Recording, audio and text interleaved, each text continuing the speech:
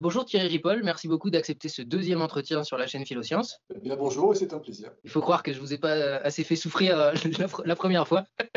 Non, vraiment pas assez. D'accord. Eh bien alors je vais essayer de faire mieux cette fois-ci. Donc au programme aujourd'hui, ce que je vous avais proposé, ce que je vous propose, c'est donc qu'on parte de l'âme et puis qu'on aille progressivement vers la conscience et le libre arbitre, si vous le voulez bien, en répondant à toutes mes objections. Et voilà, j'ai hâte d'être convaincu que par exemple que l'âme n'existe pas. D'accord, d'accord. Mais je suis sûr que j'ai pas besoin de beaucoup vous convaincre. Hein. Mon rôle, Euh, c'est de faire l'avocat ouais, du diable, n'oubliez pas. vous commencez toujours par des très grosses questions. Bien sûr. Donc, je vais y aller progressivement et puis ensuite, bien, vous pouvez m'interroger pour que je précise les choses.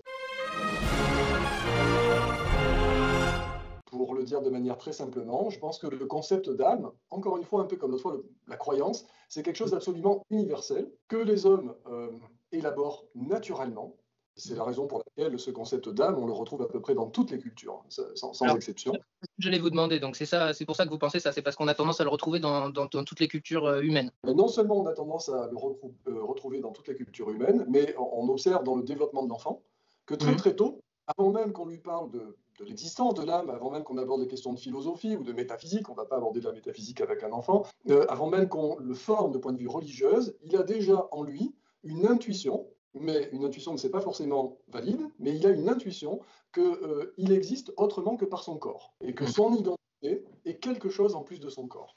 Et cette intuition-là, elle est absolument universelle, elle peut se comprendre, elle s'explique, mais ensuite, elle va se maintenir chez la plupart des adultes. Et D'accord. même ce qui est extraordinaire, c'est que certains adultes vont mettre en place tout un raisonnement, parfois hyper sophistiqué. C'est le cas de théologiens ou c'est le cas de philosophes dualistes, mais très très sophistiqués, puisqu'ils existent encore aujourd'hui, ces philosophes, pour arriver finalement à rendre crédible cette hypothèse de l'existence d'une dualité naturelle dans l'humain entre d'un côté l'âme immatériel et de l'autre côté le corps qui serait matériel. Donc c'est vraiment extrêmement répandu, universel, et c'est, je dirais, une croyance, pour moi il s'agit d'une croyance, je pourrais dire pourquoi, qu'il est très difficile d'abandonner. Bah alors c'est probablement vrai alors. Non, je veux dire, là, tous les humains ont cru à un moment donné que le Soleil tournait autour de la Terre.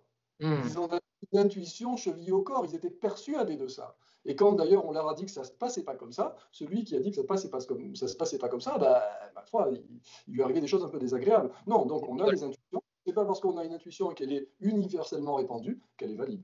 C'est vrai.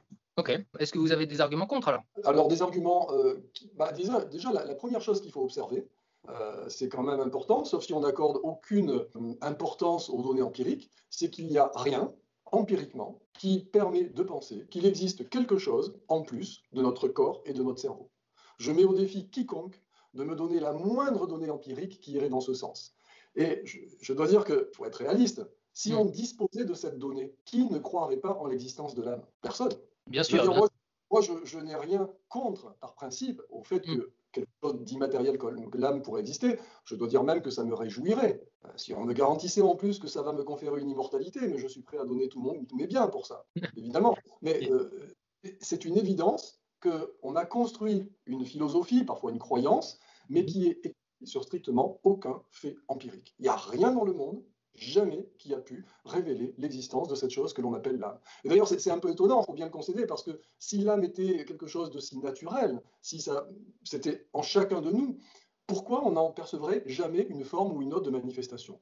Et pourquoi, alors que rien empiriquement ne peut permettre de supposer l'existence de cette âme, pourquoi tout le monde y croit? C'est quand même un peu Alors étrange. j'aurais plusieurs réponses à vous faire. La première, c'est que l'âme est par définition immatérielle, donc on n'en verra pas de preuve matérielle. La seconde, c'est que vous dites qu'il n'y a pas de preuve de l'existence de l'âme, mais il ne semble pas qu'il y ait non plus de preuve d'inexistence de l'âme. Et la troisième, c'est que vous dites qu'il n'y a pas de manifestation de l'âme. Si l'âme, c'est l'esprit, si, j'en ai des manifestations à chaque seconde, puisque j'ai l'impression que c'est bien cet esprit qui se meut en moi. D'accord, d'accord. Bon, on va prendre les 3 points alors. Donc le premier, c'est qu'on ne peut pas mettre en évidence des manifestations empiriques de l'âme. Mhm. L'âme étant immatérielle, elle échappe à toute investigation classique, on va dire en science, où l'investigation, à un moment donné, doit se confronter à des faits empiriques. Oui, je suis d'accord avec ça. Je suis d'accord avec ça, mais cela dit, si vous regardez, en tout cas dans les croyances populaires, les effets possibles de l'âme, ces effets sont matériels. Par exemple, la psychokinèse. La psychokinèse, vous savez, c'est la capacité que l'on aurait par la force de notre esprit, en tant qu'entité immatérielle, d'intervenir sur la matière, ou bien la télépathie, ou bien, par exemple, le fait qu'une personne peut être en contact avec des gens qui sont décédés, ou bien des gens décédés qui déposent des traces de leur existence dans cet autre monde. Donc, dans la croyance populaire, en tout cas, on imagine des manifestations concrètes de l'âme, dans la croyance populaire. Hein. Mais Attention, sinon, manifestation concrète, mais vous avez parlé de deux choses qui me paraissent quand même radicalement différentes, puisqu'il y a manifestation matérielle par la psychokinésie, c'est ça? oui, Mais le fait que l'âme soit en communication avec les morts, ça, on pourrait dire que ça passe que par de l'immatériel, par exemple. oui, bien sûr, mais non, mais je comprends. Mais c'est pour ça que euh, le problème, c'est que déjà présupposer l'existence d'entités immatérielles Hmm. interroge. Parce que moi, je veux bien qu'on spécule sur l'existence d'à peu près n'importe quoi, y compris d'un cousin tyrannosaure que vous ne pouvez pas voir, mais qui vit dans une autre galaxie. Il n'y a, Mais y a pas il de problème. existe, je vous dis qu'il Mais existe. oui, mais d'accord, mais on en a peut-être parlé la dernière fois, la charge de la preuve revient quand même d'abord à celui qui postule l'existence de quelque chose. Donc, Mhm. moi, je veux bien qu'on postule, qu'on fasse l'hypothèse de l'existence d'une âme de nature immatérielle, mais à tout le moins, il faudrait pouvoir donner quelques informations empiriques pour soutenir son existence. S'il n'en existe aucune, quelle raison j'ai d'admettre l'existence d'une entité de ce type? Quelle raison? Je n'en Hmm. vois pas. On voit pas. Je sais quelles peuvent être les raisons, entre guillemets, qui conduisent les gens à admettre cette entité, mais de fait, moi, je n'en vois pas. Et donc, c'est un peu un problème. Si l'on admet qu'il y a un rapport entre, on va dire, la validité d'une hypothèse et les données empiriques qui peuvent la soutenir, c'est un peu problématique. Hmm. Oui, puis on pourrait utiliser il me semble que c'est la théorie du rasoir d'Occam, c'est-à-dire que le- l'explication la plus simple serait la meilleure, et que donc là, l'âme s'avère être une hypothèse inutile finalement. Alors, l'âme est une hypothèse absolument inutile pour comprendre à peu près quoi que ce soit. Hmm. Alors, je ne dis pas qu'elle n'a pas de fonction psychologique, hein, bien sûr, mais dans une perspective purement épistémologique, c'est-à-dire de ce qu'elle nous offre comme possibilité de comprendre le monde, c'est-à-dire sa valeur heuristique, si vous voulez, Oui. l'âme ne sert strictement à rien. Je n'ai pas besoin d'âme pour comprendre le comportement des humains, pour expliquer nos processus cognitifs. C'est un concept qui est creux, c'est-à-dire qui se surajoute sur une réalité, mais il ne me sert strictement à rien. Hmm. Donc, D'accord. effectivement, vous avez raison de faire référence au rasoir d'Occam. À Hmm. partir du moment où je peux expliquer le monde sans faire intervenir le concept d'âme, je ne vois pas pourquoi je l'utiliserai, parce que je n'en vois pas de fonction ou d'utilité particulière. Et alors du coup, j'ai quand même envie de vous demander une dernière chose. Si l'âme ou l'esprit serait une hypothèse inutile, comment se fait-il que mon cerveau produise ce que j'ai l'impression d'être immatériel alors que c'est du matériel? Ouais. Alors là, il y a pas mal de raisons, en fait. Hein. Alors, je vais peut-être en citer quelques-unes. La première, c'est que lorsque vous introspectez, lorsque vous pensez, lorsque vous réfléchissez, à aucun moment, vous ne sentez votre cerveau fonctionner. C'est tout à fait étrange. Est-ce que vous sentez, pendant que vous m'écoutez, que votre cerveau est animé de mouvements, de processus électriques, chimiques? Non. Le Non, cerveau, c'est je une perçois petite que les merveille. résultats. Hmm. Ouais, le cerveau, c'est une petite merveille de la nature, d'une puissance incroyable, mais on ne le sent pas vivre. Et si vous ne saviez pas d'ailleurs, parce que vous savez, on a appris que le cerveau était là, Hmm. mais on nous l'a dit, ou bien on peut le voir, bien sûr, mais en fait, il n'est pas transparent. Je veux dire que c'est un organe qui est opaque, qui ne se manifeste jamais Hmm. du point de vue de son fonctionnement physique. Par contre, le cerveau produit quelque chose, il produit notre conscience, il produit nos émotions, il produit nos désirs, et ça, nous les percevons comme tels. Et lorsque je pense à une émotion, lorsque je pense à un désir, lorsque je pense à une croyance, je ne vois absolument pas, en tant que, je dirais, non pas, en tant qu'humain lambda, pas en tant que spécialiste des sciences cognitives, je ne vois absolument pas quel lien il y a entre une pensée, un désir, une émotion et l'activité matérielle de mon cerveau. Donc en fait, tout au long de notre vie, on donne des explications de son propre comportement, puisque parfois on a besoin de légitimer pourquoi j'ai fait ceci, pourquoi j'ai fait cela, ou on interprète le comportement des autres, pourquoi il a réagi comme ça, mais on l'interprète toujours avec des éléments qui ne sont pas des éléments matériels, qui Hmm. sont ce que l'on appelle des états mentaux. Il a dit ça parce qu'il a pensé ça. mais jamais on fait référence à l'état cérébral, parce que cet état cérébral nous est inaccessible. Il produit quelque chose qui est des états mentaux, mais lui-même est inaccessible. Donc en quelque sorte, intuitivement, on perçoit bien ces états mentaux, mais on ne perçoit pas ce qui produit cet état mental. Et c'est tellement profond que finalement, on en finit par croire que l'état mental a une autre origine que l'origine matérielle. Mm. Et en fait, ça c'est vrai pour le commun des mortels, mais si on en parle plus tard, on verra que même pour les spécialistes du domaine, à la fois les philosophes et les personnes qui s'intéressent au fonctionnement du cerveau, on perçoit toujours une espèce de fossé entre l'état mental et l'état cérébral. Mais peut-être qu'on verra ça après. Donc ça, c'est... Allez-y, est-ce que vous avez un exemple de ça où vous avez vu parfois même parmi des chercheurs ce fossé entre état cérébral et état mental? Qu'est-ce que Vous avez il nous faudrait un exemple concret? un exemple concret, c'est pas un exemple concret, mais là on rentre tout de suite dans quelque chose de compliqué avant d'aborder les raisons qui nous font penser que nous avons une âme. Peut-être qu'il faudrait mieux un peu continuer là-dessus ou on Non, c'est pas. embraye des... On y reviendra après. Pas de problème. D'accord. Si vous voulez, il faut être honnête. Par exemple, tout à l'heure on abordera la conscience, mais on pourrait aborder simplement le plaisir, d'accord? Même la jouissance, l'orgasme par exemple. Euh, on sait parfaitement identifier les processus cérébraux qui vont produire l'orgasme. Mhm.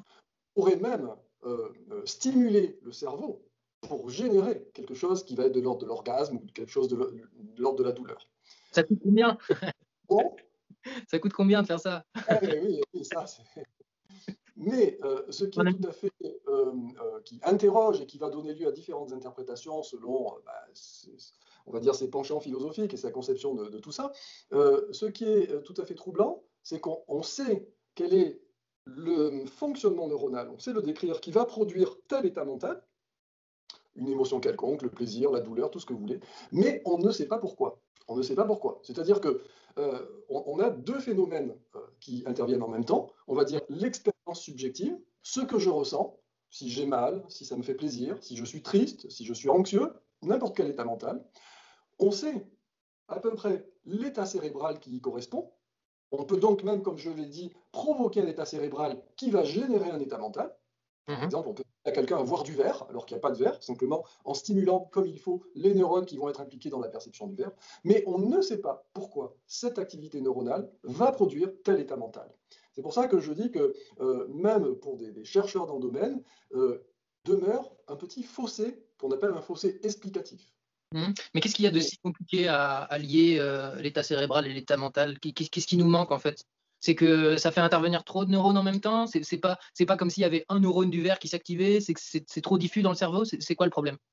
alors, c'est parce que là, vous rentrez d'emblée, de mon point de vue, la question la plus difficile Mhm. euh, que j'ai appréhendée dans mon livre De l'esprit au cerveau et je pense qu'il est assez original, qu'on retrouve assez peu dans la littérature.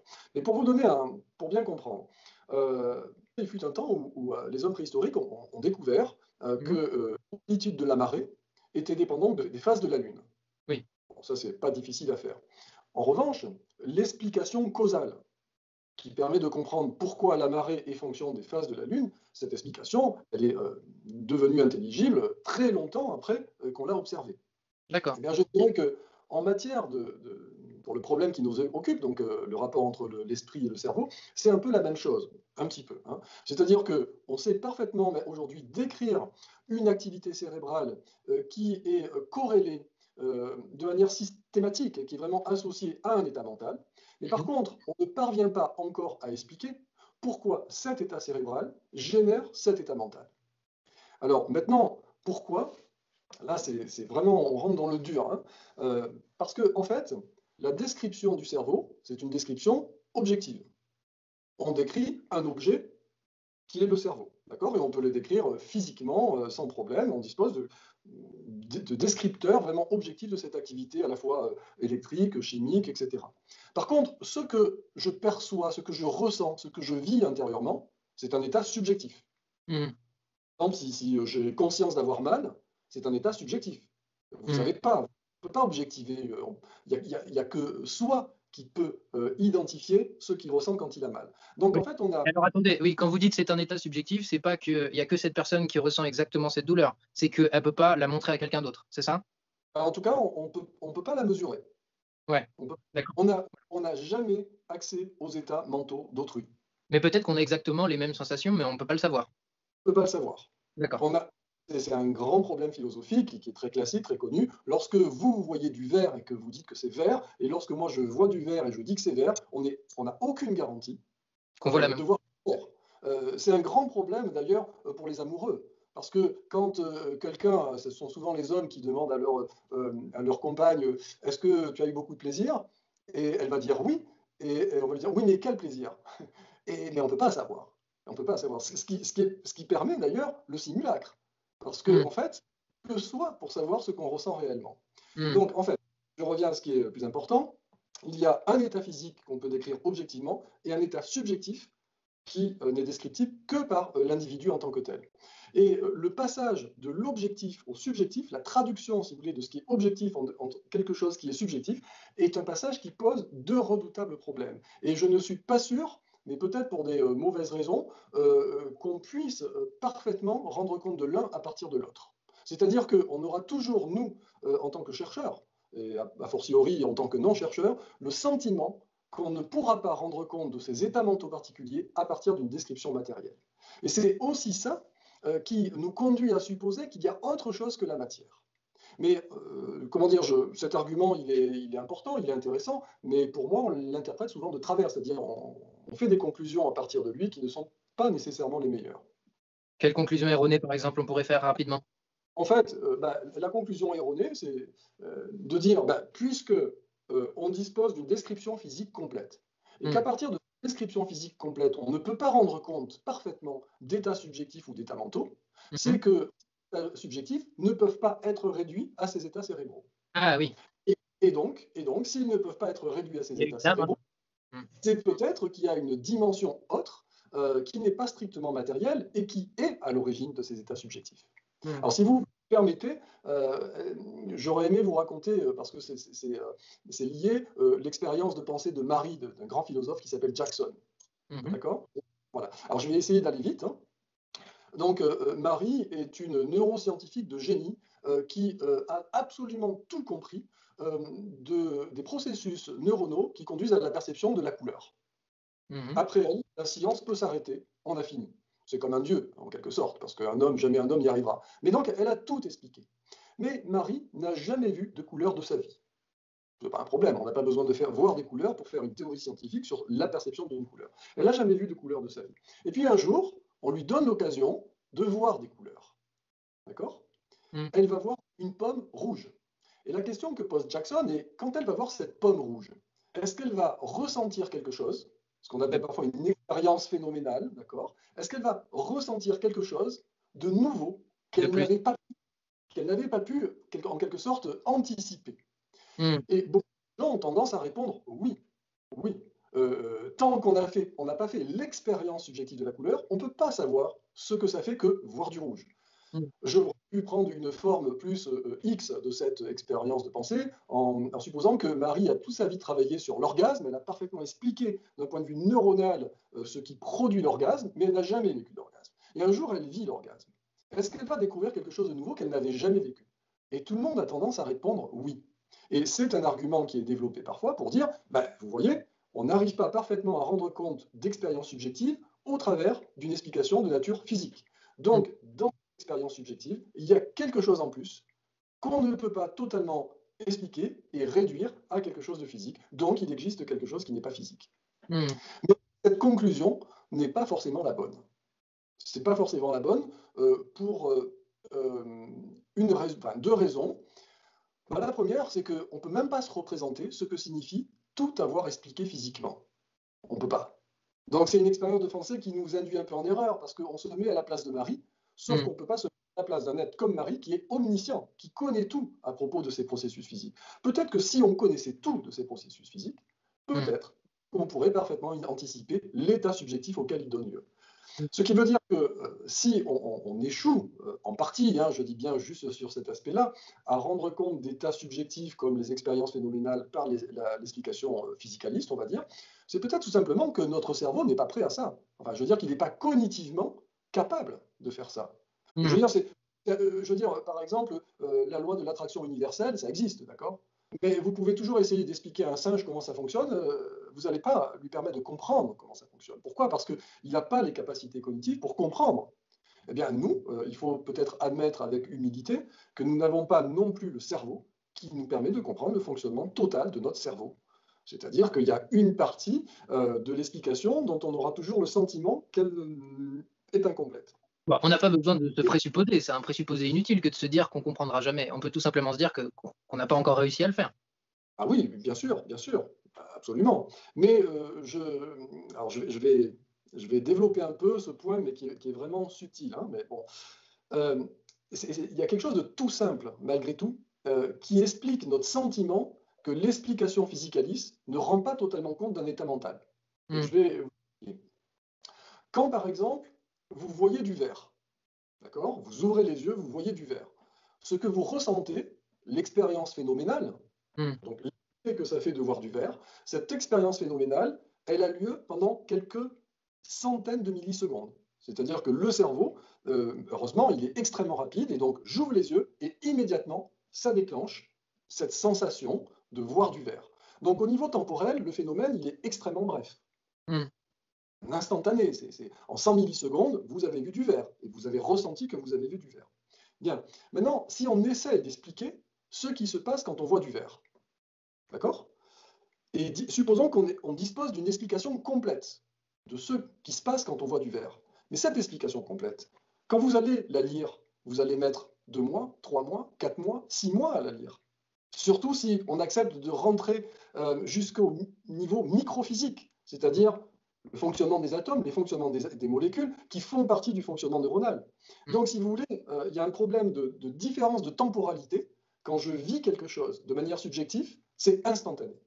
Vous prenez le goût du sucré, ben en 200 millisecondes, vous avez senti le goût du sucré. Lorsque vous voyez quelque chose, vous touchez quelque chose de chaud, c'est immédiat. Mais par contre, la description objective, elle s'étale sur une temporalité énorme. Et Hmm. notre cerveau, il ne peut pas comprendre et ressentir la même chose au travers de sa compréhension que ce qu'il ressent quand il ressent concrètement les choses. Ça vous apparaît comme Et une limite à l'objectivation de ces ressentis.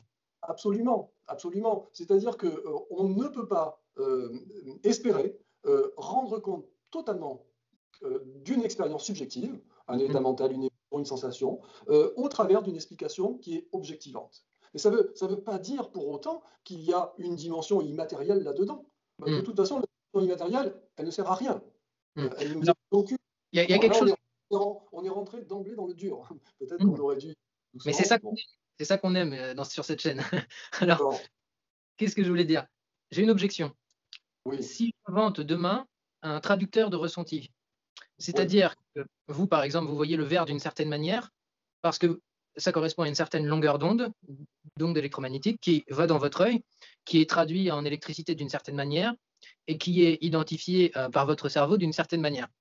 oui. Si maintenant j'identifie matériellement la différence entre votre œil et le mien, la différence entre votre analyse de l'image et la mienne, et que j'ai ce qu'on appelle un traducteur d'émotion, par exemple, ou un traducteur de sensations, qui serait des lunettes ou n'importe quoi, ou quelque chose que je peux brancher directement sur mon cerveau, et qui va adapter la sensation, en fait, pour que je ressente exactement la même chose que vous et pas ce que je ressentirais moi. Je ne sais pas si je me fais bien comprendre.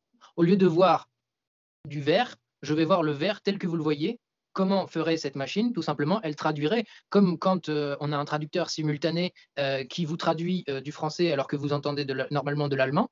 Eh bien là, on aurait un traducteur simultané de ressenti qui me donnerait, en fonction de ma configuration neuronale et en fonction de la vôtre, la manière dont vous ressentez les choses. Qu'est-ce qui m'interdit d'imaginer qu'on arrive à faire ça un jour? En fait, on ne pourra jamais savoir ce que ressent vraiment quelqu'un. Je vois pas comment on peut faire ça. C'est pas possible. En fait, on ne sait pas totalement traduire, convertir une activité neuronale en une activité mentale. Et il faut bien voir que de multitudes d'activités neuronales peuvent produire le même état mental. Hmm. Mais est-ce que deux mêmes activités neuronales Oui. ne produisent pas forcément le même état mental? Oui, mais en fait, de même activité neuronale, comment dire, ça va dépendre du niveau de précision auquel on se situe, mais on n'arrivera jamais à identifier deux activités neuronales qui sont strictement identiques si on se passe à un niveau micro. Si on se place à un niveau macro, par exemple, c'est clair que si vous entendez un son particulier, on va avoir une aire particulière du cerveau qui va s'activer. Si vous voyez un stimulus visuel fort, on va voir autre chose. Si on crée un stress, on va avoir une autre manifestation cérébrale. Mais ensuite, aller à un niveau de détail qui nous permet de dire ces mêmes activités cérébrales vont donner le même état mental, ça non. Pourquoi pas? Pourquoi pas? Déjà parce qu'il y a une infinité d'activités, de modes de fonctionnement du cerveau qui peuvent donner le même état mental. Oui, mais c'est pas ma question. Ça n'a rien à voir avec ma question. Moi, je vous dis. Eh bien, malgré tout, si. Parce si on que arrive à reproduire l'identique à un état cérébral, on va avoir forcément le même état mental, il semblerait. Ah ben disons, alors ça vous touchez à un concept tout à fait important, effectivement, de philosophie analytique qui s'appelle la survenance. C'est-à-dire que on considère qu'il peut y avoir une modification de l'état mental que s'il y a une modification de l'état cérébral. Il ne peut pas y avoir de variation dans mon état mental s'il n'y a pas une modification de l'état cérébral. Ça, sur le principe, on est totalement d'accord. Mais ensuite, être capable d'identifier précisément le fonctionnement neuronal qui va produire tel état mental, là, c'est tout à fait... On en est loin, mais je vous trouve un peu trop catégorique quand vous dites que c'est impossible, puisque ça s'attache à la matière, donc c'est ce qui paraît le plus proche de nous donner les réponses qui nous intéressent. Oui, mais comment dire, je veux dire que, encore une fois, le fait que vous pouvez avoir exactement le même état mental avec des états cérébraux différents montre que, et oui, mais du coup, comment vous allez conclure? Comment vous allez conclure? C'est-à-dire que, en fait, on n'a pas de traducteur possible de l'état cérébral à l'état mental. Une manière on peut se le représenter comme ça, c'est souvent l'expérience de pensée que je propose. Imaginons un neuroscientifique extraterrestre, d'accord? Il ne sait pas du tout ce que font les humains. Il n'a jamais vu. Et par contre, on lui permet d'étudier le cerveau d'humain. Donc il va étudier, et supposons qu'il connaisse tout. Donc il connaît le fonctionnement de tous les aires cérébrales, le fonctionnement des différents types de neurones qu'on a dans le cerveau. Et ensuite, il voit fonctionner le cerveau. Par exemple, je ne sais pas, quand vous êtes en train de réfléchir, en train de voir quelque chose, en train d'écouter une musique, en train de compter, est-ce que vous pensez que l'extraterrestre pourra dire, en regardant le cerveau fonctionner, voilà ce que la personne est en train de faire? Non, il ne pourra pas. Parce que vous allez disposer d'une description matérielle complète, mais cette description matérielle complète ne sera pas prédictive de ce qui se passe à l'extérieur. Vous avez contredit avec la neuroscientifique? Non, c'est pas. Non, il n'y a pas de contradiction avec les neurosciences. Avec la neuroscientifique qui connaissait parfaitement les couleurs, vous sembliez dire exactement l'inverse de ce que vous dites là. Non, non. L'argument qui était développé par Jackson, c'était que la neuroscientifique connaissait tout et que malgré tout, connaissant tout, elle ne pouvait pas anticiper sur ce qu'était une sensation relative à la couleur. D'accord? Donc. Je ne suis pas d'accord avec ce principe. Non, je suis pas. En tout cas, je ne suis pas d'accord avec la conclusion. Je suis pas d'accord avec la conclusion. C'est-à-dire la conclusion, c'est il existe donc quelque chose qui est de l'ordre de l'âme qui rend compte de la sensation. D'accord? Ça, j'étais pas d'accord. Mais par contre, ce que je vous ai dit quand j'ai expliqué le fossé explicatif, je vous ai dit attention, l'explication objective ne rendra pas forcément compte de la sensation, de l'expérience phénoménale. Donc, moi, j'interprète autrement que le fait de Jackson, cette expérience de Marie et de la couleur. D'accord. Moi, j'ai envie de vous donner un autre exemple. J'ai envie, pour bien que vous compreniez mon image du traducteur, du traducteur de sensations exact. Par exemple, au départ, on avait des musiques et on s'est mis à les enregistrer. Et on s'est mis à les enregistrer d'une manière particulière, d'une manière numérique. Et on s'est dit, oui, d'accord, c'est très bien d'arriver à mettre en mémoire une musique, mais à ce moment-là, on aurait pu se dire, c'est que des 0 et des 1, ça n'a rien à voir avec une vraie musique. Comment voulez-vous qu'une personne qui connaît parfaitement cette musique avec des 0 et des 1 s'imagine la vraie musique, ça ne sert à rien. Sauf qu'on a inventé des lecteurs MP3 et que le lecteur MP3, il a transformé cette musique. Bon, MP3, c'est compressé, mais il y a de meilleurs formats, vous voyez ce que je veux dire. L'idée, c'est qu'on a réussi à transformer des musiques quasi parfaitement en nombres qui n'ont rien à voir avec de la musique. et qu'ensuite on a réussi à retransformer ça en des musiques qui donnent une sensation quasi parfaite de quand on est devant l'orchestre. Donc qu'est-ce que je veux dire par là? De la même manière qu'on a réussi à reproduire cette sensation pour une majorité d'humains, donc on va dire sur le plan neuronal de façon un peu grotesque, parce que vous allez me dire, on n'entend pas cette musique tous de la même manière, mais c'est quand même assez proche et plus proche que les 0 et les 1, enfin vous voyez ce que je veux dire. Euh, Pourquoi ne pas imaginer tout simplement que, au lieu que cette musique soit retranscrite d'une seule manière pour tous les humains en essayant de s'adapter, on enregistre la musique de manière bien particulière, en connaissant par exemple le fonctionnement de l'oreille du chef d'orchestre, en connaissant son fonctionnement cérébral qu'on code d'une manière bien particulière, et qu'on décode, donc que le lecteur MP3 lise ensuite cette musique d'une manière tout à fait particulière par rapport à l'auditeur. Vous voyez ce que je veux dire? L'idée, c'est qu'on enregistre une musique en connaissant exactement la manière, avec un langage universel, comme on l'a fait avec le langage informatique, en connaissant parfaitement la manière dont le chef d'orchestre se l'approprie, et qu'ensuite, grâce au langage universel, au lieu de rendre la même musique à tout le monde, on va réussir à faire entendre exactement de la manière dont le chef d'orchestre l'a entendu. Je ne suis pas sûr d'avoir tout compris. C'est toujours pénétrant, c'est-à-dire j'arrive à retranscrire parfaitement le ressenti que vous allez avoir d'une image ou d'un son, etc. Tout simplement parce que je ne vais pas juste enregistrer le son, mais je vais enregistrer le son comme vous l'entendez, et ensuite je vais vous le faire entendre comme l'autre l'a entendu en m'adaptant aux différences neuronales entre vous. Je sais que c'est très théorique pour l'instant, mais rien ne nous empêche de l'imaginer. Non, mais la question fondamentalement que vous posez, il me semble, c'est est-ce qu'il est concevable, je dis pas faisable aujourd'hui, hein, mais est-ce qu'il est concevable de trouver une espèce de clé de traduction Mm. entre un état mental et un état cérébral? C'est ça? Oui, bah, pour arriver à réunir deux états mentaux, faire se rapprocher les deux états cérébraux, ouais. Ben, je pense que dans le principe absolu, à partir du moment où vous considérez qu'un état mental Mm. n'est que le produit de l'activité cérébrale, Mm. d'accord, il ne devrait pas y avoir d'objection de principe Mm. pour admettre que dans l'idéal, et si on était omniscient, etc., on pourrait avoir cette traduction. Sauf que, bien sûr, il ne faut pas oublier qu'il y a l'état cérébral, il y a l'état mental, mais il y a aussi l'environnement. Parce que c'est souvent un stimulus extérieur qui provoque un état cérébral associé à l'état mental, hein. Donc il faudrait aussi prendre en compte l'environnement. Donc dans le principe, moi je n'ai pas d'objection fondamentale par rapport à ça. Mais dans la réalité, Dites si l'environnement. Attendez juste une seconde, vous dites l'environnement, mais on n'a pas besoin de le prendre en compte. Parce que si les états cérébraux sont les mêmes, ça prend déjà en compte l'environnement. Enfin, peu importe l'environnement, vous voyez ce que je veux dire?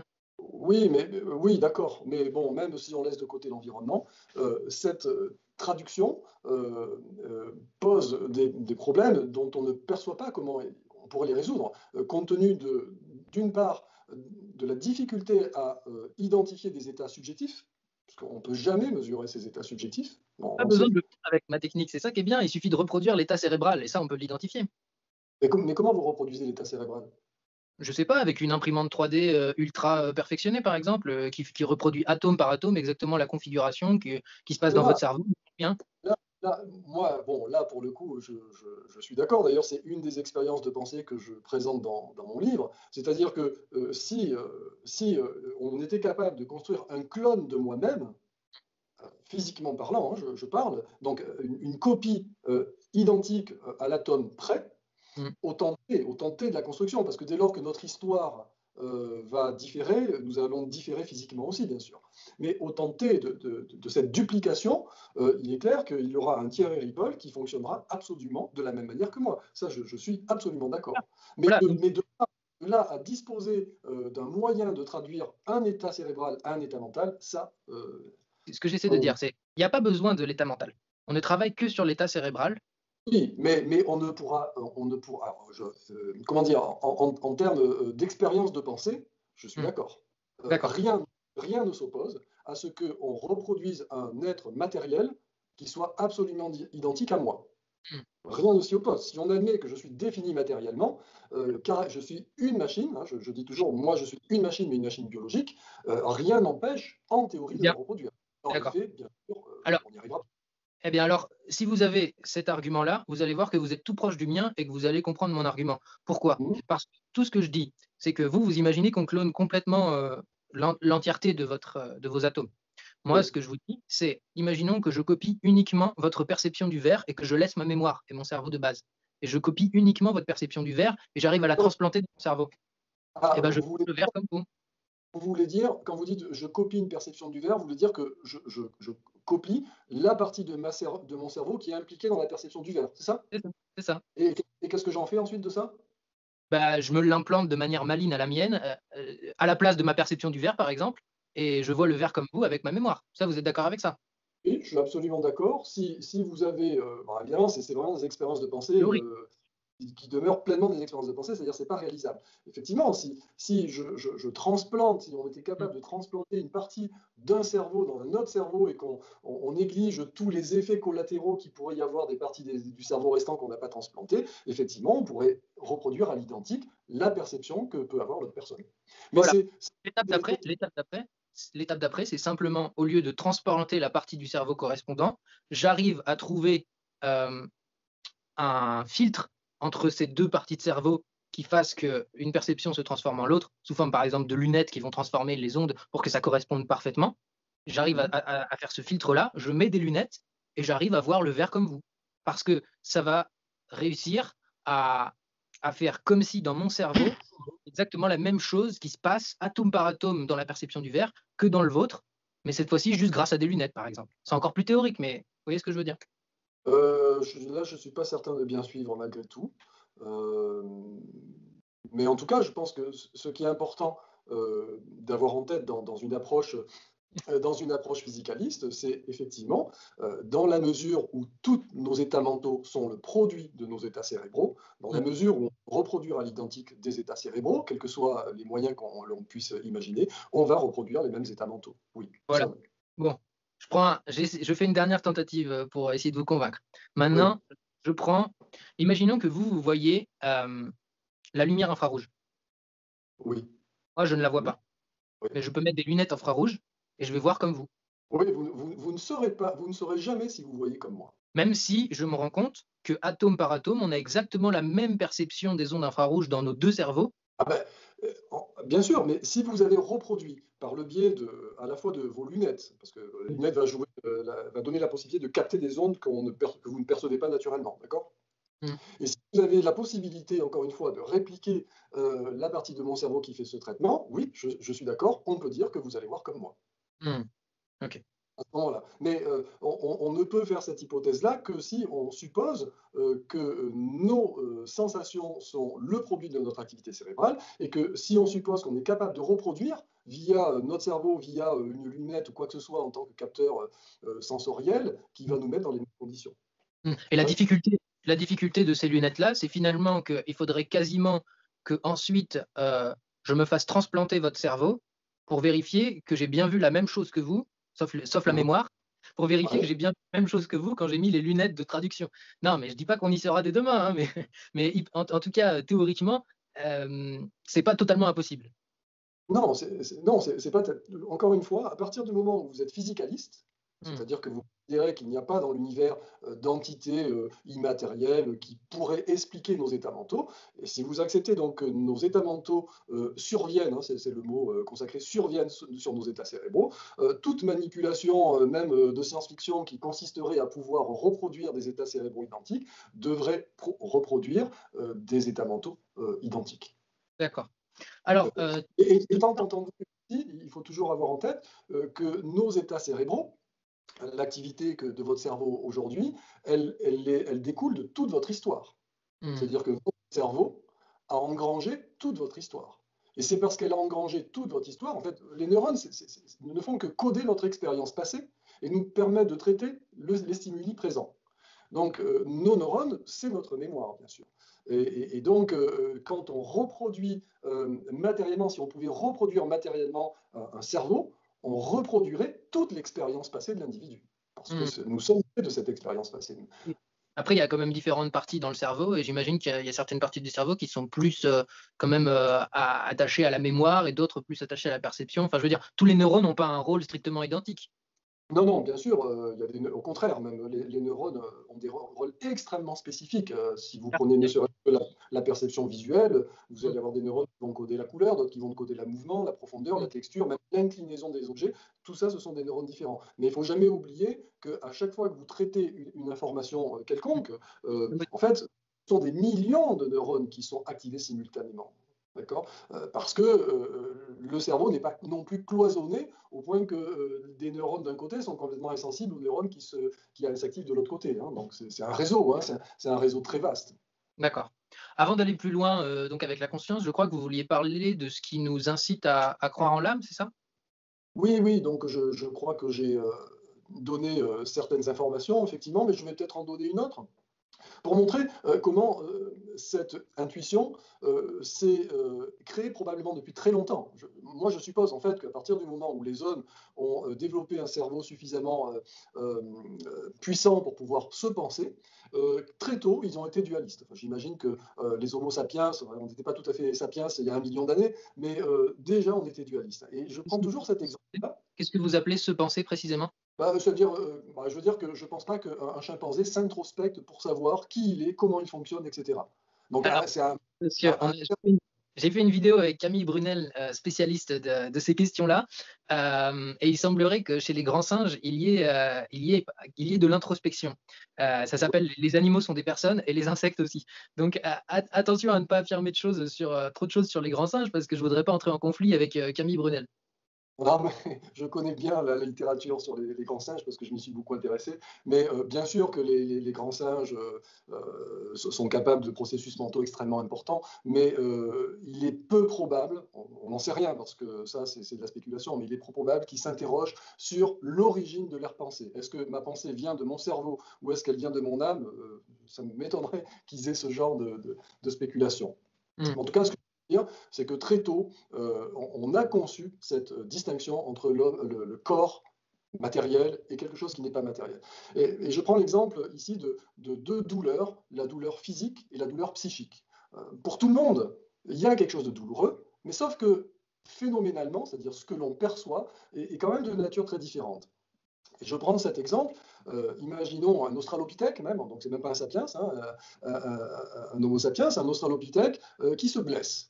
D'accord? Il est capable d'identifier sa blessure, d'en identifier la cause matérielle et d'identifier le lieu de sa blessure. On peut dire, je me suis fait mal au doigt, par exemple, avec une pierre, je me suis écrasé le doigt. Bon. Mais probablement que l'australopithèque, comme les grands singes et comme nous, avait des petits moments de dépression. Il y a des moments où on est triste, hein, vous perdez un ami, ou bien, bon, c'est quelque chose qui est universel. Vous pouvez avoir un spleen intérieur et ressentir une véritable douleur intérieure. Et c'est une authentique douleur. Je veux dire, il y a des gens qui se suicident tellement qu'ils en ont mal. Donc, c'est pas du pipeau, c'est vrai. Mais euh, pour ces individus-là, comme pour nous, comment identifier l'endroit où on a mal? Est-ce que quand vous êtes triste, vous pouvez dire j'ai mal à mon cerveau? Non. Mmh. Donc, il y a des douleurs qui sont réelles. On est bien d'accord que c'est réel. Tout le monde, personne ne peut nier la force de douleurs psychiques, d'accord? Mais ces douleurs, on ne peut pas les localiser. On ne peut pas les localiser. Et souvent, on ne peut pas non plus en connaître la cause. Alors, parfois, on connaît. Si par exemple, on a perdu son enfant, on sait pourquoi on a mal. Mais parfois, on se réveille le matin, on n'est vraiment pas bien et on ne sait pas pourquoi. Donc, c'est des douleurs étranges finalement, parce qu'on ne connaît pas parfois leur origine, on ne sait pas où ça fait mal. Et naturellement, quand un individu perçoit une douleur qu'il ne peut pas localiser, il se dit que cette douleur n'est pas spatiale, elle n'est pas dans l'espace. Et quelque chose qui n'est pas dans l'espace, c'est quelque chose qui est immatériel, c'est Mmh. quelque chose de diffus. Et donc, c'est probablement, dans l'esprit, je veux dire, dans notre intuition et dans l'esprit de nos ancêtres, c'est probablement qu'il y a des phénomènes, des douleurs psychiques, qui ne sont pas encore en relation avec la matérialité du corps. Puisque si c'était en rapport avec la matérialité du corps, on devrait pouvoir identifier précisément l'endroit où ça fait mal. Mais le problème, c'est que, évidemment, c'est le cerveau qui génère cette douleur. D'ailleurs, c'est pas compliqué. Vous prenez un peu d'alcool ou un petit anxiolytique, ça va modifier votre douleur. Mais ça, on ne le ressent pas. Et donc, cette distinction énorme entre le fait de sentir des douleurs physiques, de pouvoir identifier leur origine matérielle, et d'avoir des douleurs psychiques et de ne pas pouvoir identifier leur origine matérielle, contribue naturellement à ce que l'on pense, à l'existence d'entités matérielles et d'entités spirituelles. Ça, c'est une raison très importante qui contribue à cette croyance-là. Et pourtant, comment dire, le contre-exemple est dans ce que vous avez dit, parce que si on pense cela, alors on pense que les antidépresseurs ont des pouvoirs d'action sur les âmes. Mais oui, absolument, absolument. Mais je veux dire que c'est un raisonnement du système 2, c'est-à-dire c'est un raisonnement analytique.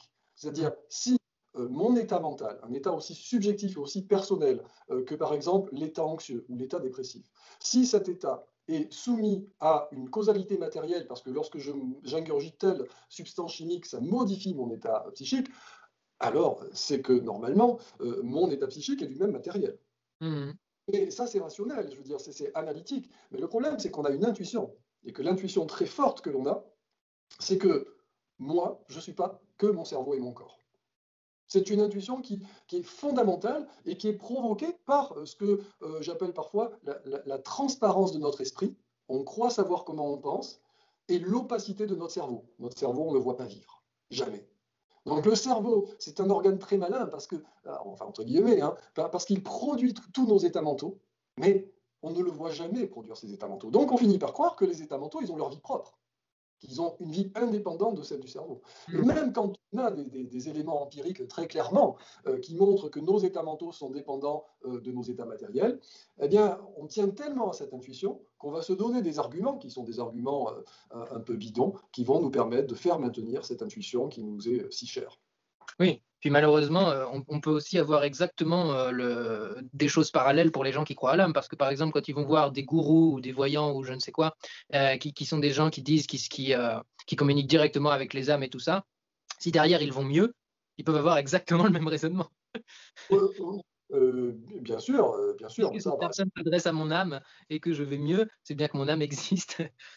Voilà. oui, oui, bien sûr, mais là, il faudrait encore faire jouer le rasoir d'Occam Eh et oui. simplement montrer qu'on peut expliquer autrement le phénomène qu'en supposant une hypothétique âme que, évidemment, qui demeure vraiment une hypothèse hyper spéculative.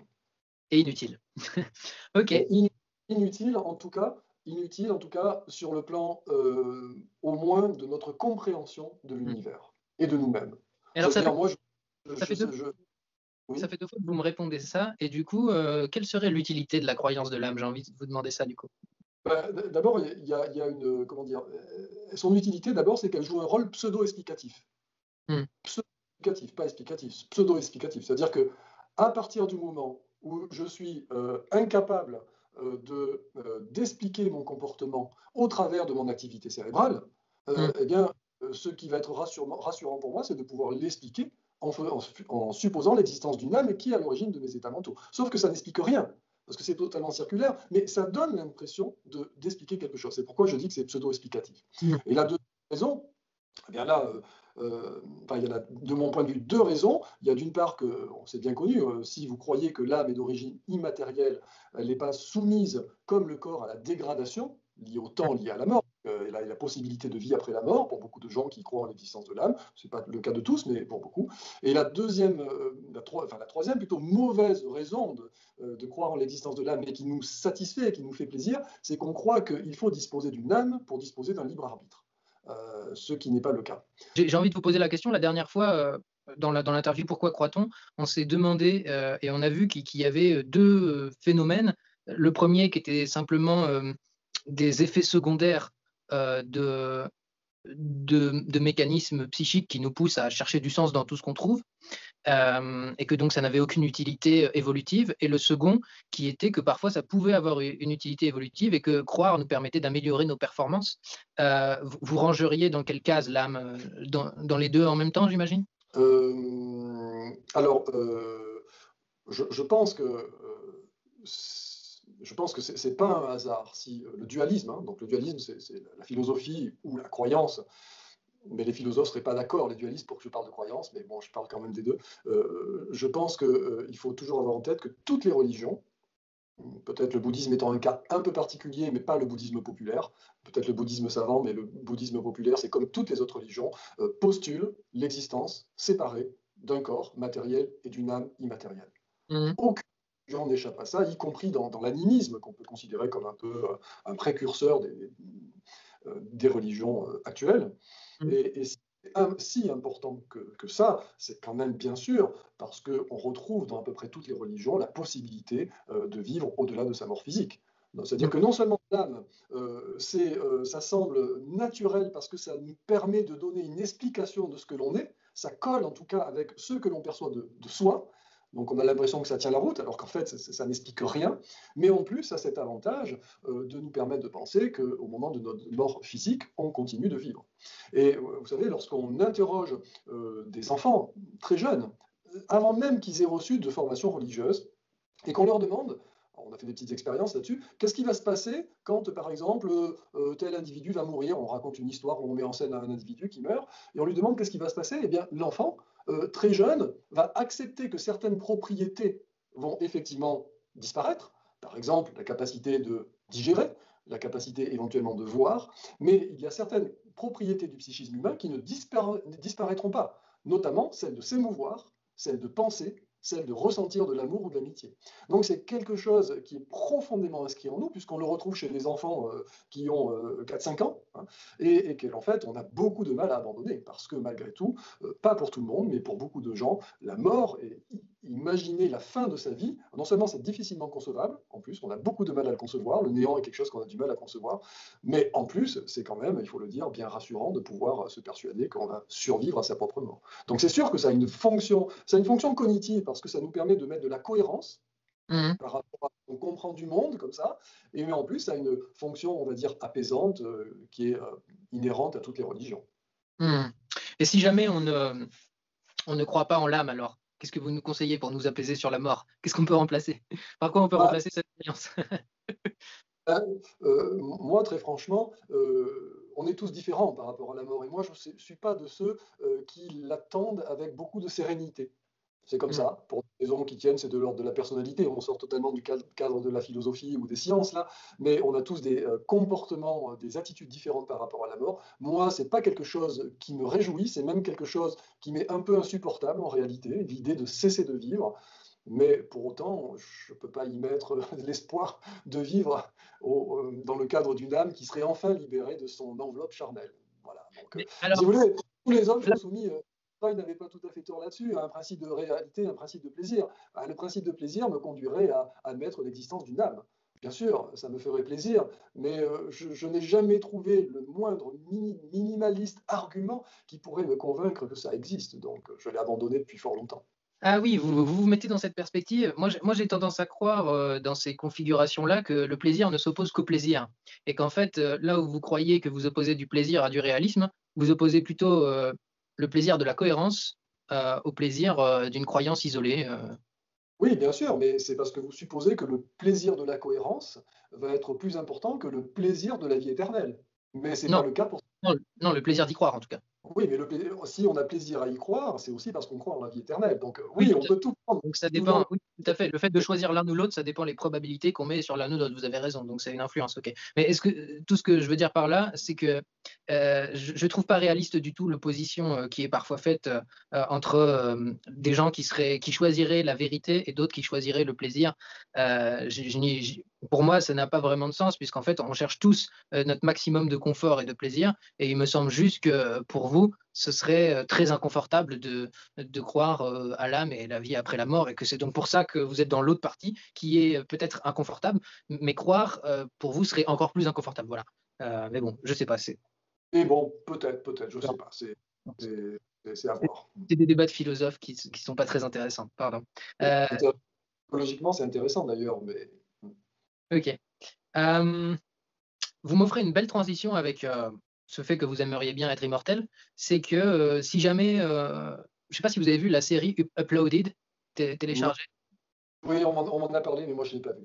L'idée, c'est que l'on puisse, l'idée de toute façon est extrêmement simple, hein, il n'y a pas besoin d'avoir vu la série, c'est on arrive à reproduire l'intégralité de notre esprit sous forme informatique et à la télécharger dans un serveur, quoi, pour vivre à tout jamais dans un serveur dans lequel on peut reproduire un corps et toute une réalité et un paradis si on le souhaite, quoi. Ce sont des projets que mènent des transhumanistes aujourd'hui. Qu'est-ce que vous appelez les transhumanismes? Les Les transhumanistes? Les transhumanistes, ce sont des personnes qui ont cette croyance chevillée au corps que la science et le progrès de la science est tel que ça va permettre de fondamentalement changer la condition humaine Mm. et donc d'aller au-delà des contraintes biologiques qui pèsent sur tous les hommes. Par exemple, l'immortalité Mm. est un objectif que suivent les transhumanistes, et il y a différentes manières d'atteindre l'immortalité, mais une de ces manières, c'est effectivement d'être capable, en quelque sorte, de rentrer dans une machine la totalité, sous forme numérique, bien sûr, hein, pas sous une forme biologique, de rentrer la totalité des informations qui sont présentes dans notre cerveau et que nous utilisons pour Mm. penser, pour vivre. C'est un projet transhumaniste. Il y a des gens qui y travaillent sérieusement. Oui, comme Google avec Alphabet, il me semble. Et Ouais. ça vous intéresserait? Ah, ça, c'est vraiment toute une question et que j'aborde dans le détail dans un livre que j'ai fini là sur psychologie et écologie, parce qu'en fait, il y a un lien. Non, pas vraiment. Non, mais là, si on rentre là-dedans, on va rentrer dans une discussion un peu autre et qu'il faudrait vraiment développer soigneusement. Donc, je pense que c'est pas vraiment le lieu. Mais globalement, je pense que le transhumanisme peut être dangereux. Et en tout cas, je pense qu'il ne contribuera pas au bonheur des humains. Mais c'est une question très complexe, donc D'accord. Alors, de toute façon, là, on est déjà à 1h18, donc je pense qu'il y aura une vidéo spéciale âme. Et pour les autres thèmes, que ce soit la conscience ou le libre arbitre, on pourra faire soit après une pause, soit un autre jour. Mais pendant qu'on y est, autant aborder ce sujet, non? ah oui, si vous voulez, mais je veux Comme bien, c'est tout. pourquoi pas. Comme Donc, c'est tout. la question du transhumanisme, c'est ça? Oui. Oui. Bah, si vous voulez, je pense que ce qui est un gros problème chez l'humain, c'est son hubris. L'hubris, donc, c'est la démesure, c'est-à-dire le fait d'imaginer qu'il a un pouvoir gigantesque sur l'univers et que ce pouvoir, il doit l'exploiter pour contribuer à son bonheur. Voilà. Et d'une manière générale, moi, je suis scientifique et j'accorde beaucoup d'importance à la science et je ne fais pas partie de ceux qui considèrent que le progrès scientifique est dangereux en soi. Mais il faut que le progrès scientifique soit contraint de manière, je dirais, éthique et politique. Et le transhumanisme, en général, nous engage dans des voies qui, à mon avis, peuvent être davantage destructrices pour l'humanité que bienfaitrices pour l'humanité. Je vais prendre qu'un exemple, Mhm. celui qui est peut-être le plus connu pour le transhumanisme, c'est l'immortalité. Alors, que ce soit l'immortalité physique, parce que, immortalité alors, relative, mais même si on vivait que 1000 ans, par exemple, Mhm. je pense que c'est pas totalement inconcevable, hein. Je veux dire, il y a de plus en plus des revues sérieuses qui travaillent, qui présentent des articles sur l'immortalité, notamment en jouant sur notre génétique, puisque nous sommes programmés génétiquement pour vieillir et pour mourir, hein, c'est comme ça. Ou bien une immortalité, comme vous l'évoquiez, qui consisterait à nous faire vivre numériquement dans une machine, en quelque sorte prélevant l'ensemble de notre système cognitif et en le créant de manière numérique sur une machine, ce genre d'immortalité serait une catastrophe pour l'individu et surtout une catastrophe pour la planète. Pourquoi Donc, pour l'individu et pourquoi pour la planète? parce que pour la planète, parce que tout simplement, déjà, on est 7 milliards et demi d'humains sur Terre. Si il devenait possible d'accroître notre espérance de vie, ne serait-ce que 200 ou 300 ans, enfin, ce qui est déjà énorme, et on est très loin de le faire, mais ne serait-ce que si on était capable de faire ça, ça aurait tel retentissement et de telles implications au niveau sociétal, dans nos relations, etc., que ça générait un problème déjà sociologique très important, mais ça provoquerait un problème environnemental très important, parce qu'on Bah, ne peut alors, pas. j'ai deux objections à faire à cela. La première, c'est que, en imaginant que ce soit dans des corps, qu'on soit prolongé de cette durée, il suffirait qu'on décide de manière sociétale à faire moins d'enfants. De C'est quoi? très compliqué. Ça, c'est extrêmement compliqué. Parce que, Attendez, je vous donne la deuxième objection. Et la deuxième objection, ce serait que si jamais on se télécharge sur des serveurs, finalement, l'empreinte écologique sera certaine par rapport à la mémoire et au flux de données, mais enfin, faire tourner des serveurs, quoi. Mais à part ça, ça fait pas une empreinte démentielle. Et si on considère que ces personnes qui ont vécu 200 ans, 200 ou 300 ans, par exemple, sont des scientifiques ou ce genre de personnes qui vont continuer à chercher et peut-être trouver des remèdes contre le réchauffement climatique et le CO2, ça peut être intéressant. Par exemple, je ne sais pas si vous savez, mais il y a certains sables qu'on peut mettre sur des plages et qui absorbent le CO2 et qui peuvent absorber des quantités énormes de CO2. Enfin, il peut y avoir plein de solutions auxquelles on n'a pas pensé que, par exemple, ces chercheurs pourraient trouver avec 50 ans de plus. non, mais bon, ça, c'est vraiment un point que je développe beaucoup dans ce bouquin-là. Mais si vous voulez, l'avenir de l'homme en tant qu'espèce ne va dépendre que très modérément du progrès scientifique à venir. Parce que si vous regardez l'histoire de l'humain, le progrès scientifique a été considérable, je veux dire notamment ces 2 derniers siècles. Pour autant, ça n'a pas conduit à une amélioration de la situation de la planète. C'est tout à fait le contraire. Donc il y a peu de chances que ce qui a été destructeur vis-à-vis de la planète pendant toute l'histoire de l'humanité devienne positif dans le restant de notre histoire. Mais ce n'était pas l'objectif. L'objectif de Oui, la révolution industrielle, c'était d'améliorer les conditions de vie. Et là-dessus, ça a merveilleusement réussi. ça a merveilleusement réussi, pas pour tout le monde.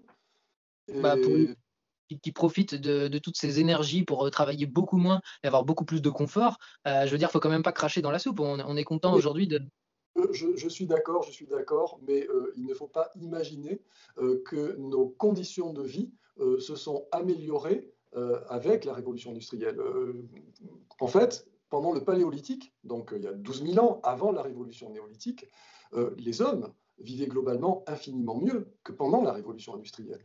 En termes d'espérance de vie, en termes d'alimentation, en termes de temps de loisirs, il n'y Oui, a mais pas photo. aujourd'hui, aujourd'hui, Alors aujourd'hui, à mon avis, nous vivons une époque très particulière qui est très fugitive, qui a un court intermède, une époque en fait où nos conditions de vie, pour certains d'entre nous, je veux dire, on va dire une partie des Occidentaux et un peu plus, nos conditions de vie sont optimales parce que tout simplement, pour le moment, on n'a fait que exploiter sans aucune précaution la planète, et donc on en tire une richesse, une opulence, une aisance absolument incroyable, mais que malheureusement, ça ne va pas continuer parce qu'on arrive au terme de cette exploitation possible et surtout que cette exploitation génère des perturbations environnementales qui vont nous être très, très préjudiciables. Donc mmh. moi, je pense que comment dire, le progrès scientifique est nécessaire parce que de toute façon, il va falloir qu'on apprenne à consommer moins. Il n'y a pas Mmh. d'autre solution. Vous pouvez tourner les choses comme vous voulez, mais bon, peut-être qu'un jour on en parlera plus précisément. Il n'y a pas d'autre solution que de faire ça. Et donc le progrès ne doit être que ce qui nous permet de maintenir un même niveau de consommation sans détruire davantage la planète. Mais les solutions extravagantes des transhumanistes, par exemple Elon Musk, hein, c'est un transhumaniste aussi, sont totalement illusoires et en fait, bien souvent, elles produisent une dégradation déjà de la planète, de l'environnement planétaire et très souvent de la vie des hommes. Donc je ne suis pas un anti-progressiste du tout, je ne suis pas un anti-lumière, hein, parce qu'on trouve dans le mouvement de l'écologie tout ça. Non, ce n'est pas du tout mon cas, mais je pense qu'il ne faut pas non plus se bercer d'illusions et de croire naïvement que le progrès infini de la science va nous permettre de vivre bien dans l'avenir. Mmh. Bien sûr, mais je voulais quand même revenir sur notre époque. Aujourd'hui, on est quand même à une époque où, vous êtes, payé à plein temps, pour faire de la recherche ou donner des cours en psychologie, de haut niveau. Vous n'avez pas du tout à vous inquiéter pour, ce que vous devez manger. On peut faire, des entretiens, à des centaines de kilomètres, de distance, grâce à tous nos outils et aborder les sujets les plus intéressants, avec des spécialistes alors que vous habitez très loin. Enfin, il y a quand même plein de choses qu'on n'avait pas dans le paléolithique. Mais c'est tout un problème énorme, c'est le problème que j'aborde dans ce bouquin-là qui va sortir bientôt, effectivement. Pardon? Il va s'appeler comment ce dernier livre? Je n'ai pas encore décidé du titre. Mais c'est vraiment un problème énorme, c'est-à-dire cette sensation qui est pas totalement légitime malgré tout, hein, si on rentre dans le détail, que le progrès scientifique nous permet de vivre dans des conditions qui sont quand même ultra confortables, Mmh. d'accord? Et notre aspiration à pouvoir bénéficier encore davantage des avantages que nous offre la science, Mmh. mais en même temps, cette prise de conscience que ce progrès scientifique auquel on assiste génère aussi d'énormes problèmes qui, à un moment donné, vont devenir plus importants que les avantages qui en résultent. Mais voilà, c'est un véritable C'est la problème. Mais c'est la fameuse n'oubliez pas, controverse. parce que vous parliez de moi, mais je fais partie, je ne suis pas un milliardaire du tout, j'ai un salaire de fonctionnaire, etc. Mais je fais partie des 1% des individus les plus riches de la planète. Mmh. Il ne faut pas oublier que 99% des individus n'ont pas mes conditions de vie et il y en Donc a beaucoup des conditions de vie absolument désastreuses. donc si vous voulez pas télécharger, votre âme, c'est pour les autres. Non, pardon? Si vous voulez pas télécharger votre âme dans un logiciel et vivre au paradis pour toujours, c'est pour les autres. Oui, mais en fait, c'est aussi parce que je pense que la vie est d'autant plus agréable à être vécue, malgré tout, qu'on sait qu'elle va se terminer. Et si on avait la certitude Ça, c'est un que peu notre... facile à dire parce qu'on n'a pas testé l'autre version. Ah ben, bien sûr, c'est pour ça que j'ai dit je crois. Ouais. Je n'en sais rien. Mais vous savez, c'est comme tout. Quand vous disposez de tout le temps devant vous, souvent, ce temps, vous l'utilisez pas très très bien. Et il y a une saveur particulière donnée à la vie, même au risque, par exemple, parce qu'on sait qu'on n'est pas éternel. Donc je ne suis pas sûr que de vouloir doter les hommes de l'éternité soit quelque chose ni de très raisonnable, ni de très heureux, en fin de compte. Donc, je suis pas de ceux qui disent que la nature est par définition, elle est bonne et que donc il faut respecter tout ce que nous impose la nature. Mais je pense qu'il faut faire attention quand on va trop loin dans l'artificialisation du monde. Et vous savez, il y a un comité national d'éthique qui s'interroge sur tout ce qu'on peut faire sur l'humain, mais je pense qu'il faudrait qu'il y ait un comité national d'éthique pour toute activité scientifique. D'accord. Mais alors, Ça, là, ça vous intéresse, vous allez les voir dans le livre dont je vous parle, vous allez trouver toute une réflexion autour de ça, parce que c'est un peu le cœur, de mon point de vue, du problème environnemental que l'on rencontre aujourd'hui. donc ça, c'est le fameux débat qu'on a beaucoup en ce moment, c'est-à-dire les gens qui disent il faut continuer à innover au maximum et essayer de trouver les solutions au réchauffement climatique, les autres gens qui disent il faut qu'on ralentisse et ce n'est pas l'innovation qui nous sauvera de cette opulence, c'est au contraire de retourner à une certaine sobriété. Et donc du coup, Là, dans ce que vous dites, il y a une alternative, mais non, pour moi, la bonne solution, c'est le mixte des deux. C'est-à-dire que non seulement il faut plus de sobriété, c'est une évidence, tout simplement parce que consommer plus, en fait, ne nous rend pas plus heureux. Ça, je le montre dans ce livre, mais il faut innover. Bien sûr, il faut continuer d'innover, d'abord parce que l'humain a une curiosité intrinsèque, naturelle, et on ne voit pas pourquoi on devrait mettre un terme à notre désir de comprendre l'univers. Pour moi, c'est ce qu'il y a de plus extraordinaire dans l'humain, c'est sa propension à vouloir comprendre l'univers. Donc, et l'innovation, elle provient de ça. Donc ça, il ne faut pas le bloquer. Mais il faut que cette innovation soit au service d'une technologie qui permette de maintenir un niveau de vie le plus agréable possible sans continuer d'accroître notre consommation. Parce que vous pouvez le tourner comme vous voulez, l'accroissement de consommation nous conduira à la perte. eh bien, moi j'ai une expérience de pensée pour changer à vous soumettre Oui, qui pourrait être intéressante. Imaginons que demain ou dans 10 ans, ce bon vieux Google arrive à trouver comment télécharger nos esprits dans un cloud, par exemple. Dans ce cas, dans ce cloud, on aurait de manière tout à fait réaliste euh, les réalités qu'on veut, entre guillemets, le paradis, quoi. C'est-à-dire, on va choisir dans quel monde on va. Un monde fait sur mesure. Ou ouais. alors d'autres gens, mais vous voyez ce que je veux dire. Oui, je Imagine- vois tout à fait. Imaginons cela. Quelques centrales à fusion nucléaire, par exemple, si on arrive à produire ce type d'énergie, pourraient être suffisantes pour Mm, que, je ne sais pas, peut-être la moitié ou les trois quarts de la population mm, téléchargent leur esprit sur ce cloud, vivent dans mm, cette autre réalité et laissent la planète tranquille. Tout ce que ça consommerait, c'est un peu d'uranium. mm, Et mm. ce faisant, il laisserait le quart ou la moitié restante de l'humanité amortir un peu ce choc de CO2, essayer de limiter le réchauffement climatique et rendre cette planète pas trop inhabitable pour ceux qui décident de rester dans la réalité. Qu'est-ce que vous pensez de cette belle expérience? Bon, en dehors de tous les aspects techniques qui sont bien sûr totalement hors de portée, je pense que ce serait une catastrophe. Alors, dans le livre dont je vous parle, je développe aussi une petite expérience de pensée qui s'appelle l'expérience de pensée du repu. Du repu. Alors, c'est quoi l'expérience de pensée du repu? En fait, c'est un homme qui dispose d'une espèce de lampe d'Aladin, d'accord, constante, qui fait que à chaque instant de sa vie, aussitôt qu'il désire quelque chose, il l'obtient. Hmm. D'accord. Donc vous êtes là, il fait pas beau, bah tiens, j'aimerais bien qu'il fasse beau. Ah bah tiens, j'aimerais bien manger une pizza, j'ai une pizza. J'aimerais bien qu'il y ait une merveilleuse Vainée qui vienne s'occuper de moi. J'aimerais bien, tiens, avoir cette maison superbe. J'aimerais bien partir en Polynésie voir un lagon. Enfin, ben, je peux vous garantir que ce type-là se suicide très rapidement. Parce que, en fait, les hommes ont besoin du désir. C'est-à-dire, ils ont besoin éventuellement de ne pas l'obtenir.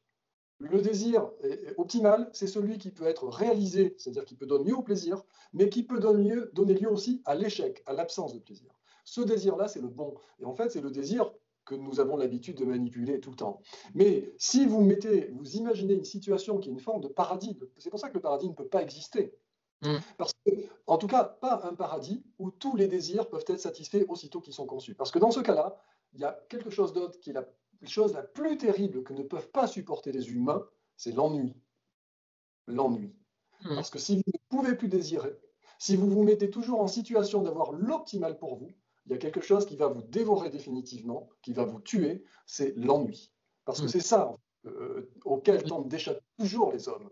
Et donc, Le paradis que vous décrivez, pardon de le dire, mais c'est un paradis bas de gamme. c'est un paradis bas de gamme, pas forcément, parce Le paradis auquel moi je parle dans le cloud, c'est un paradis qui est adapté à ça et qui fait en sorte que ce soit presque comme la vie, mais avec beaucoup plus de succès à la fin, par exemple. Si on arrive à faire techniquement autant de choses, il faut aussi qu'on ait techniquement, évidemment, une bonne étude du cerveau humain et qu'on ne transforme pas les gens en dépressifs. Et puis, quand bien même ils deviendraient dépressifs et suicidaires au bout de 2 ans, on change le système. Vous voyez, c'est un faux problème que vous dites là. non, c'est pas un faux problème. Je pense que, en fait, ce qui est à l'origine de votre pensée, c'est le sentiment d'incomplétude. C'est quelque chose qui est très présent dans le transhumanisme, c'est-à-dire de penser que notre état interne, chacun de nous individuellement, n'est pas l'état optimal.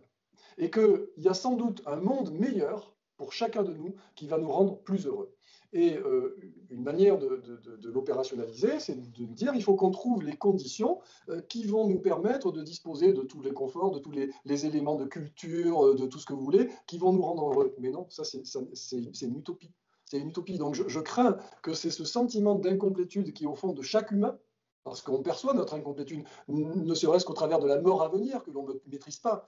Mais ce n'est pas en voulant garantir les conditions les plus optimales, mais parfois délirantes auxquelles pensent les transhumanistes, que l'on va produire davantage de bonheur chez l'humain. C'est Oui, pour mais ça que, c'est pour ça que je dis que cette part d'hubris qu'on retrouve dans le transhumanisme peut être en réalité extrêmement dangereuse parce qu'elle elle part du principe que le progrès scientifique va améliorer notre condition de vie, alors que je suis persuadé que si ce progrès scientifique n'est pas associé avec une espèce de modération dans notre manière d'aborder la vie, par contre, je suis sûr que ça va nous conduire à une situation absolument dramatique.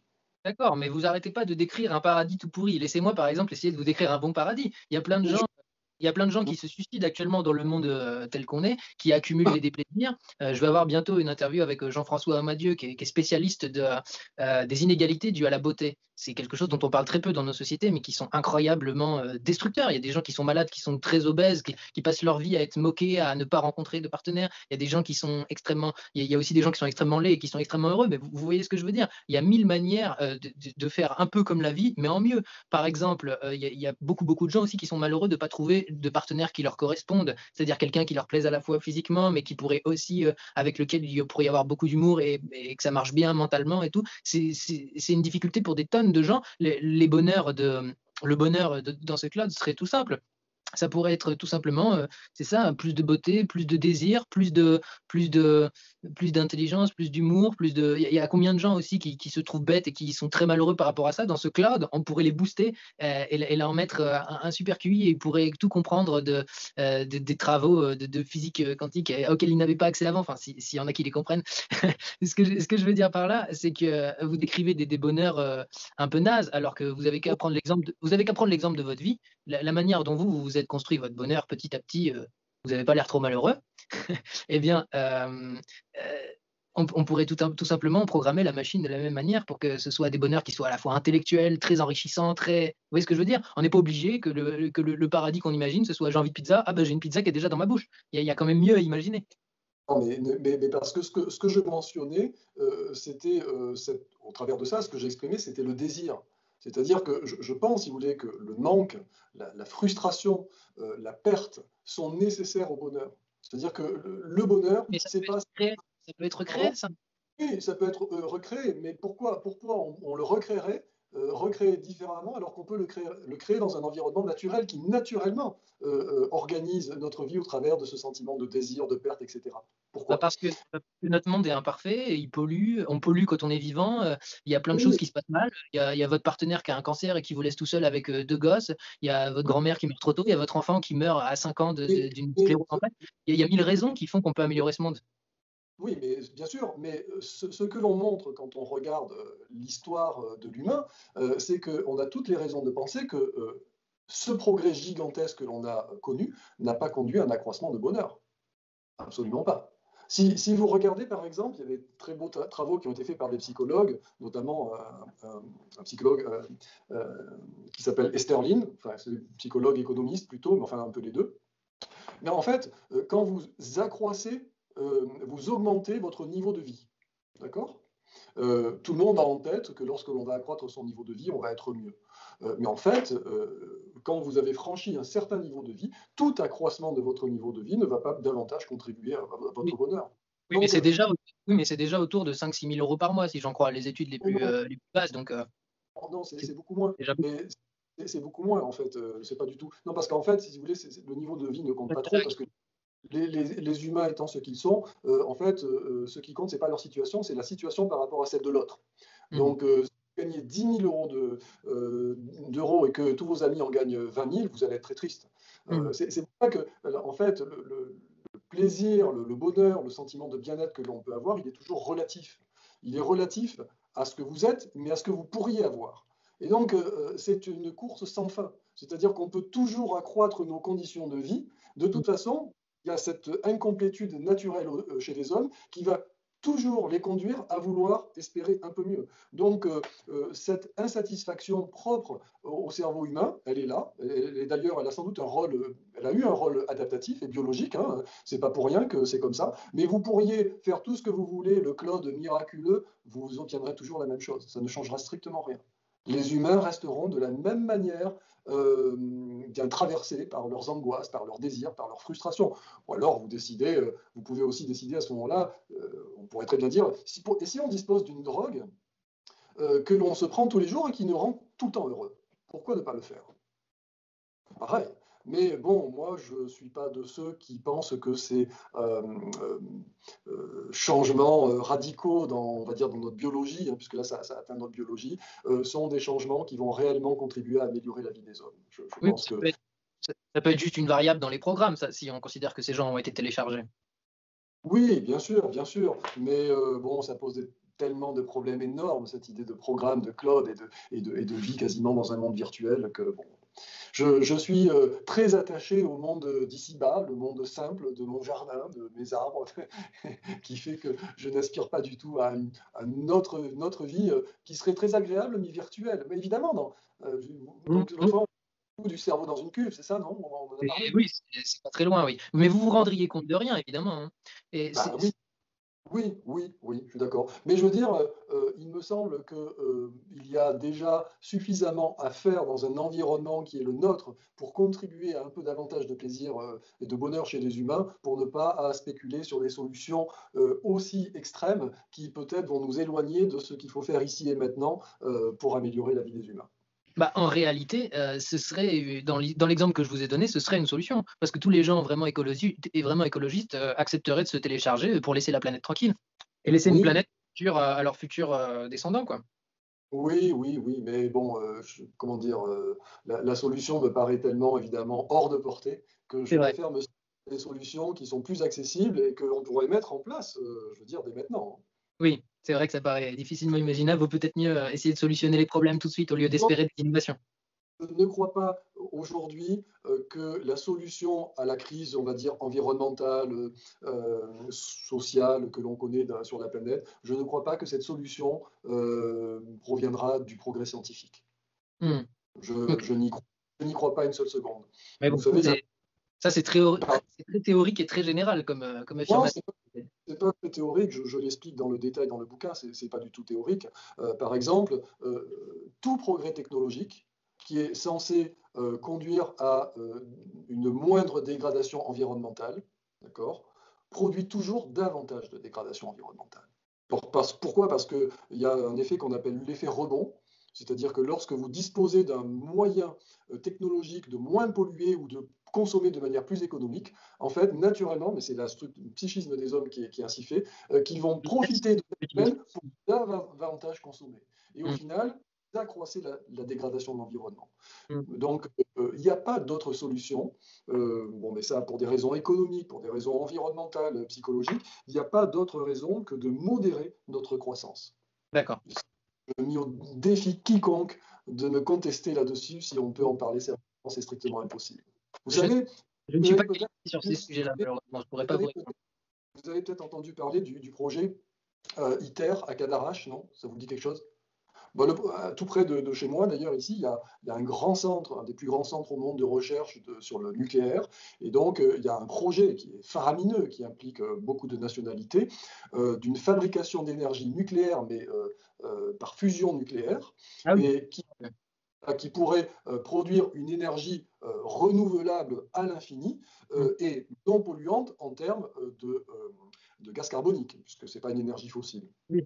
Et Et, beaucoup de, et pas non plus d'uranium contaminé et tout ça.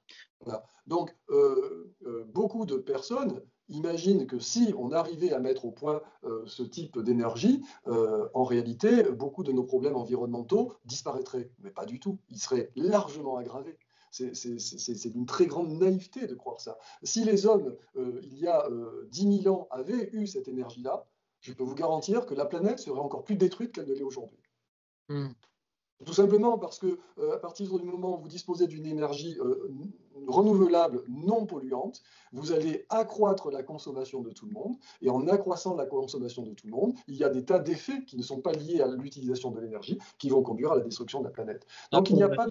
Bien sûr, on accroît l'extraction de minerais, les matériels, les batteries, tout le reste, quoi. Tout ce que vous voulez, hein, c'est infini. Dire, nous, on est focalisé sur le réchauffement climatique, l'effet de serre, l'émission de gaz carbonique, mais en fait, c'est un infime détail qui perturbe les hommes parce que ça impacte leur vie, mais c'est dérisoire par rapport à tout le reste. Donc, moi, là, on ne peut pas développer, mais Ouais, il tout le est reste. évident La qu'on ne... pollution plastique, tout ça? Oh bah tout.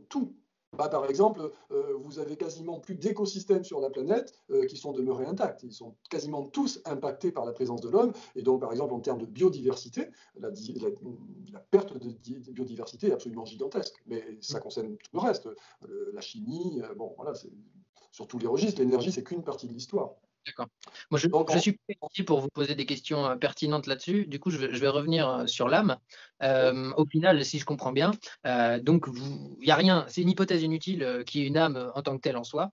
Et pour l'âme informatique, celle qu'on pourrait créer pour être immortelle, vous êtes contre, parce que d'une part, c'est pas écologique de manière politique et de manière éthique personnelle. De toute façon, vous n'avez pas vraiment envie d'être immortel. J'ai bien non. résumé? Oui, tout en étant très peu heureux à l'idée de mourir, je n'ai pas envie d'être mortel et je ne pense pas que l'immortalité puisse apporter une quelconque forme de bonheur supplémentaire aux hommes. Donc on se revoit plutôt peut-être la semaine prochaine ou celle d'après, comme vous voulez.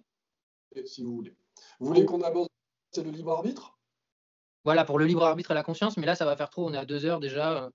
Pas possible, c'est pas possible. Puis après, il y a une question de fatigue quand même. Ah oui. Donc, non, je veux bien qu'on aborde une autre fois la conscience et le libre arbitre. Bon bah Ça merci va. beaucoup pour cet entretien. À bientôt.